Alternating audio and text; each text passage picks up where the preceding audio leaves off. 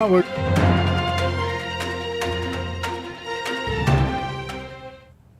news at this time comes to you with the compliments of Eureka Medical Laboratories.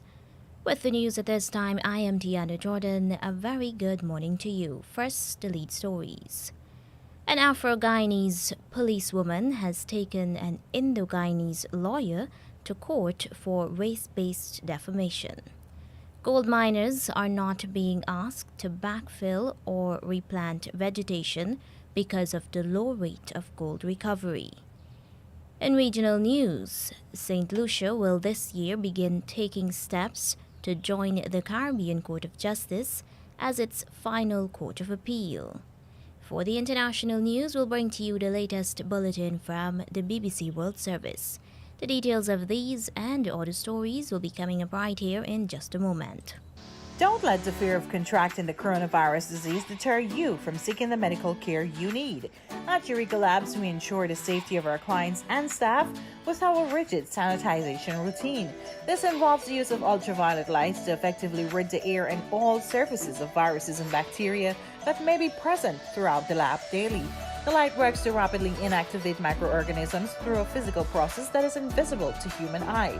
So the next time you need a checkup, don't hesitate to give us a call on 225-7574 to schedule your appointment. And now the news in detail. Minister of Natural Resources Vikram Bharat says that the government has softened its enforcement of backfilling reforestation of areas that have been already mined.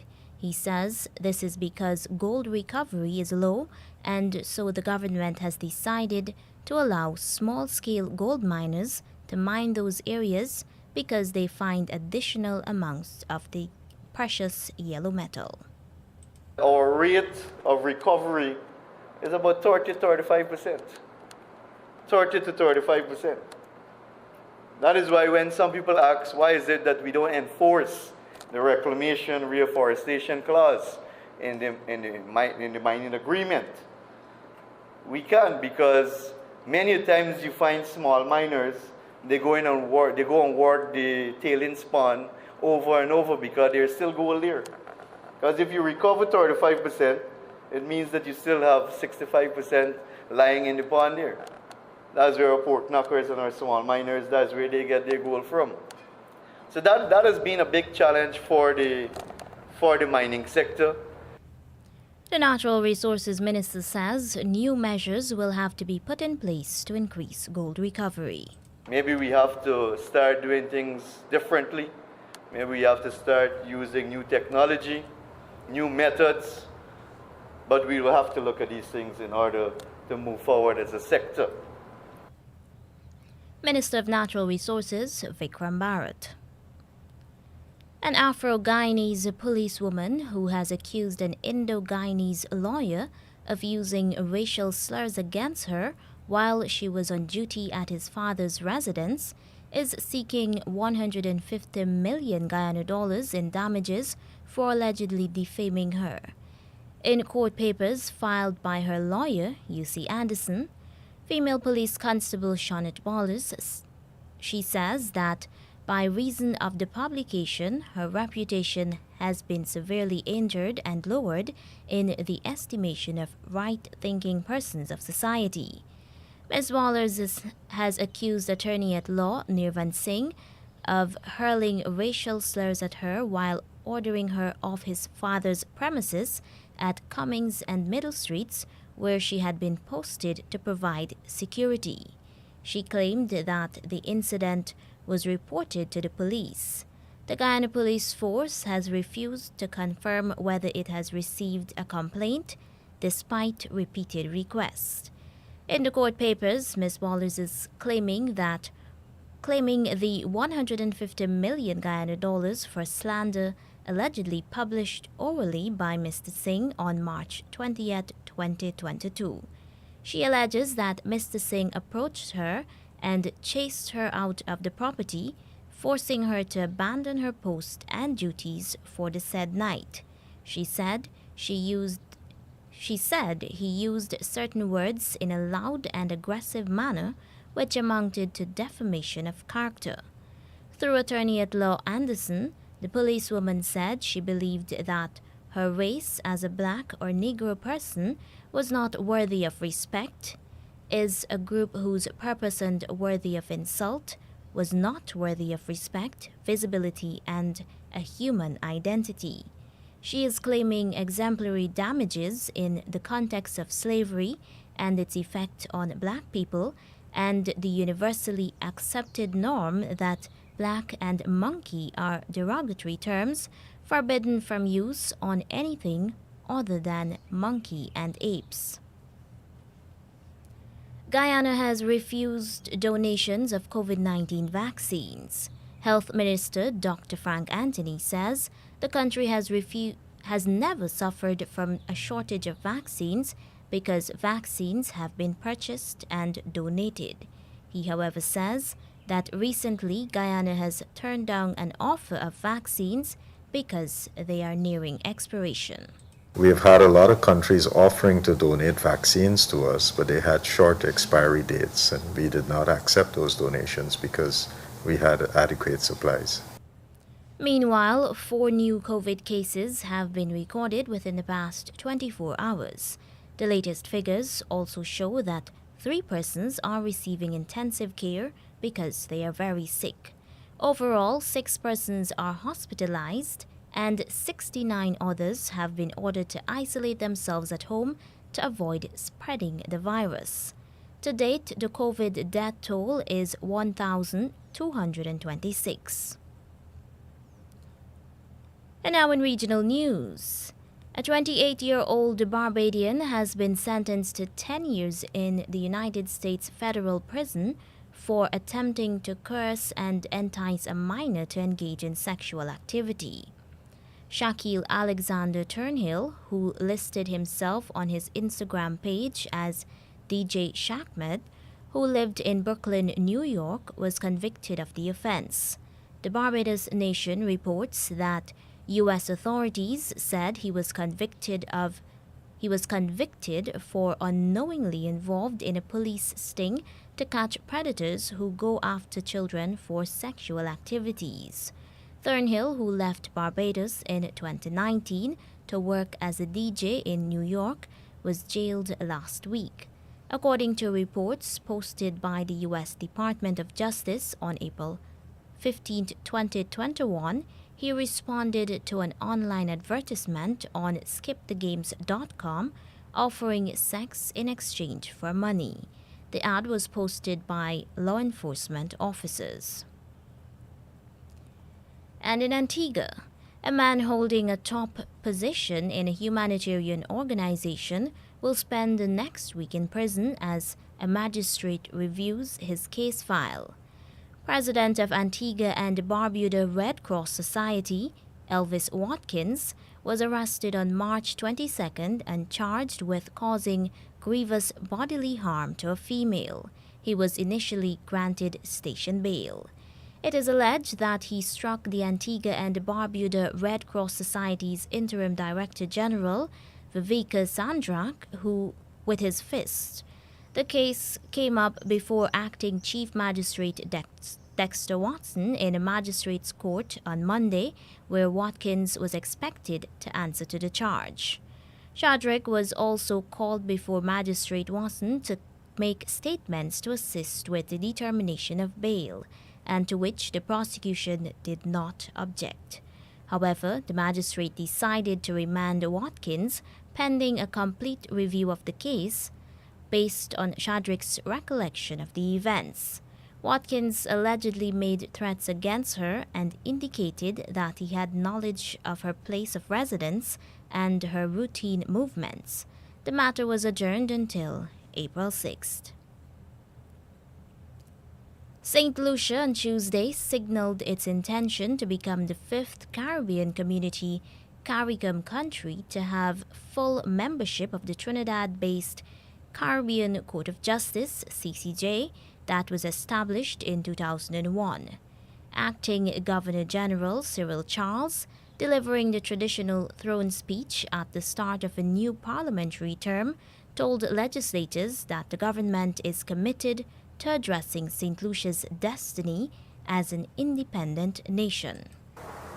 This year, St. Lucia will take steps towards the accession to the appellate jurisdiction of the Caribbean Court of Justice. We are thus expected to become the 5th CARICOM member state to replace the Privy Council with the CCJ.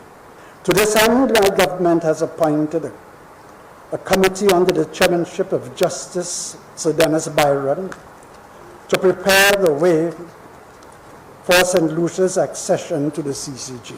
The draft legislation for the amendment of St. Lucia's Constitution to allow for accession has been prepared and will soon be available for public scrutiny.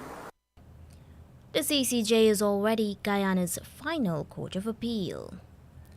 In Barbados, a teachers' union says parents are not properly representing the interest of children about the Caribbean Examinations Council CXC rest for 2020. Barbadian parent advocate Paula Ann Moore says she is also disappointed that the education arm of the Caribbean community, CARICOM, has abandoned the children. More in this report from Barbados Today's Emmanuel Joseph. Moore, who continues to be a fierce advocate for parents and students in the region in the fight for fairness in the CXC exams, said it has become very difficult to mobilize people to maintain pressure on the council. She said it appears to be a cultural hangover where people seem to be afraid to be visible. This is the third academic year that the pandemic has affected learning and education. And I am just deeply disappointed, very, very deeply disappointed. From CARICOM, the Coast Guard arm of CARICOM, our governments in the region, and yes, our parent bodies. I think all of us are accountable for the fact that we have not advocated more forcefully to hold CXC accountable and to have CXC modify their examinations to be more fair. As for the Barbados Secondary Teachers Union, President Mary Redmond is urging parents to act now regarding the timing and structure of the CXC exams, which she contended the council has failed to adequately address. This cohort of examination students have been the most negatively affected because of COVID. And it is time that parents in the region take up the interests of their children and seek to represent those interests at the levels where justice can be done as it relates to the readiness of students for CXC exam and the insistence that CXC makes the type of accommodation that will not disadvantage the students any further. That was President of the Barbados Secondary Teachers Union, Mary Redmond, and I'm Emmanuel Joseph for Barbados Today. A prominent educator and civic leader in the Bahamas has died. She is Anita Doherty.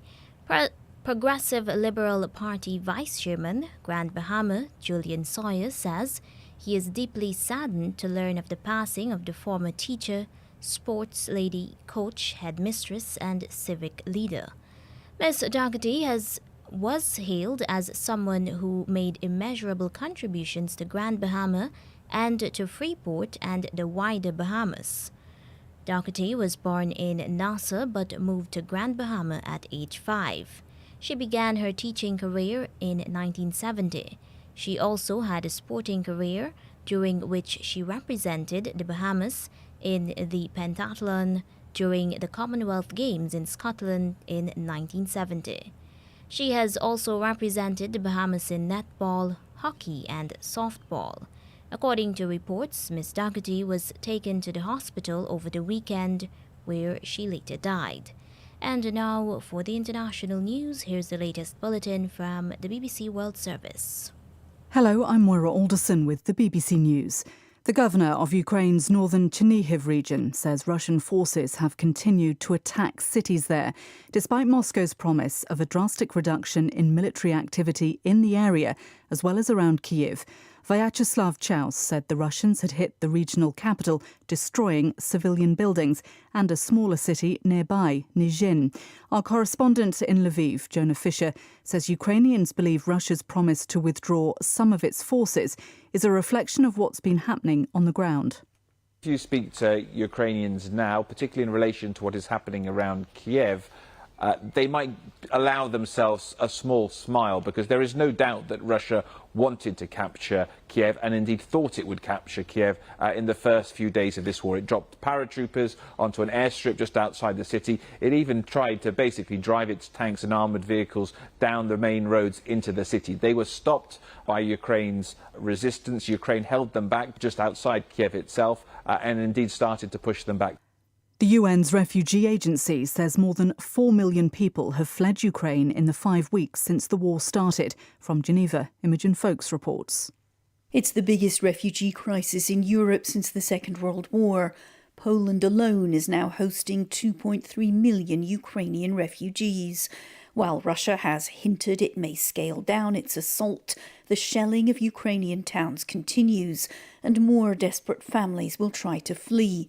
Even if the fighting stops, communities are in ruins, homes destroyed. There can be no quick fix to such a major humanitarian crisis. Germany has activated the first stage of its gas emergency plan to prepare for a potential disruption or stoppage of natural gas flow from Russia. The economy minister, Robert Habeck, said the country had to anticipate a possible Russian escalation as the war in Ukraine rages on. Damien McGuinness is in Berlin. What that really means is that there's going to be a daily crisis meeting involving ministers and involving gas suppliers, because what we do know is that Moscow has demanded that all gas supplied to Europe be paid in rubles. Now, Germany and other European and Western countries have said that's non-negotiable. They refuse to do that because they say it would undermine sanctions and it would also break contracts, they say. So they're going to continue paying in euros or dollars. Now, what this means is that Russia has said, well, they're going to turn off the taps. So what Germany is now doing is preparing for that eventuality. A ceasefire has come into effect in Yemen after the Saudi-led coalition fighting the Houthi rebels said it would halt hostilities ahead of the Muslim fasting month of Ramadan. An inter-Yemen dialogue conference is also underway in the Saudi capital, Riyadh. World News from the BBC. 2 senior British judges have resigned from Hong Kong's highest court in agreement with the UK government after concluding the imposition of strict national security legislation by Beijing made their presence untenable. The UK Supreme Court President, Robert Reid, said Supreme Court judges could not continue to sit in Hong Kong without appearing to endorse an administration which has departed from values of political freedom and freedom of expression. The largest partner in the Pakistani Prime Minister's coalition has switched sides ahead of a parliamentary vote of no confidence, making Imran Khan's future look uncertain. The MQM party said it had reached an agreement with the opposition. Opposition parties accuse Mr Khan of mismanaging the economy and foreign policy, as well as targeting critics. The state electricity company in Sri Lanka says daily power cuts will be extended from 7 to 10 hours because reservoirs for hydroelectric power stations are dangerously low. 40% of the island's electricity comes from hydro, and the lack of rains has exacerbated shortages caused by Sri Lanka's foreign exchange crisis. Lipika Pelham reports. Sri Lanka has been battling a dire economic crisis and shortages of essential items. Its foreign currency reserves have fallen 70% since January 2020 due to the pandemic and the loss of tourism. The shortages forced the government to devalue its currency, which stalled imports of everyday commodities such as food, medicine and fuel. A sharp rise in prices and tension over scarcity of supplies led to sporadic violence in recent weeks. The late Australian cricketer Shane Warne, regarded as one of the sport's greatest players, is being remembered in a state memorial service at the Melbourne Cricket Ground. Mourners filled the stands, repeatedly chanting his nickname Warnie before the ceremony began with Australia's national anthem. BBC News. The news was brought to you with the compliments of Eureka Medical Laboratories. A COVID-19 PCR test is now mandatory for many routine activities, including travel and return to work purposes. At Eureka, our trained and experienced staff will ensure confidentiality while your test is conducted in a professional and timely manner with results in just 48 hours. So the next time you require an efficient and hassle-free PCR COVID-19 test, call 624-8378, 608-8378, or 623-7233 to schedule your appointment. You can also ask about our house call testing service. Here now is a recap of the leads. An Afro-Guyanese policewoman has taken an Indo-Guyanese lawyer to court for race-based defamation. Gold miners are not being asked to backfill or replant vegetation because of the low rate of gold recovery. In regional news, St. Lucia will this year begin taking steps to join the Caribbean Court of Justice as its final court of appeal. And that's the end of the news.